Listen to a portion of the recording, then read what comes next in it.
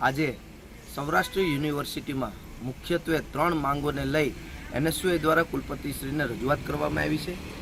મુખ્ય પહેલી માંગ કે NSUI દ્વારા ભૂતકાળમાં જે આંદોલન કરી અને 2010 થી 18 વચ્ચેના જે વિદ્યાર્થીઓ હતા કે જે ફેલ હતા અને કોઈ કારણોસર ગ્રેજ્યુએટ અથવા તો માસ્ટર થઈ નતા શક્યા અને તેની પરીક્ષાનો સમય પૂર્ણ થયો હતો, છતાં પણ NSUIની માંગણી અને આંદોલનને ધ્યાનમાં રાખી સૌરાષ્ટ્ર યુનિવર્સિટી દ્વારા એક એને મોકો આપવામાં આવ્યો હતો। તેના પરીક્ષા ફોર્મ પણ ભરાઈ ગયા છે। 7 મહિના વીતી ગયા હોવા છતાં આજ સુધી તેનું પરીક્ષાનું ટાઈમ ટેબલ કાઢવામાં નથી આવ્યું, જેથી તે વિદ્યાર્થીઓ ખૂબ હેરાન પરેશાન અને ક્યાંય સરકારી નોકરી માટે એપ્લાય કરી શકતા નથી।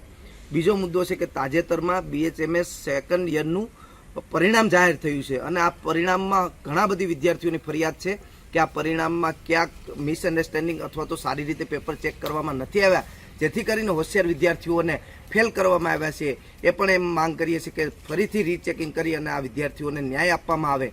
ત્રીજી અમારી એક માંગ છે કે વર્ષોથી ચાલતો સૌરાષ્ટ્ર યુનિવર્સિટીમાં એક્સટર્નલ અભ્યાસક્રમ કે જે નોકરી, વ્યવસાય અથવા તો મજબૂરીના કારણે કંઈક ધંધો કરતા હોય એવા વિદ્યાર્થીઓ ઘરે બેઠી અને એક્સટર્નલમાં પોતાનું બેચલર અથવા તો માસ્ટર કમ્પ્લીટ કરી શકતા હતા, એ આ વર્ષે હજુ સુધી એડમિશન ચાલુ ન કરવાના કારણે આ વિદ્યાર્થીઓ પણ ક્યાંક ખૂબ હેરાન થઈ રહ્યા છે। તો અમારી આ ત્રણેય માંગો લઈ અને કુલપતિશ્રી સમક્ષ અમે રજૂઆત કરી છે કે આ ત્રણે માંગ સ્વીકારી અને આમાં ત્વરિત પગલાં લેવામાં આવે।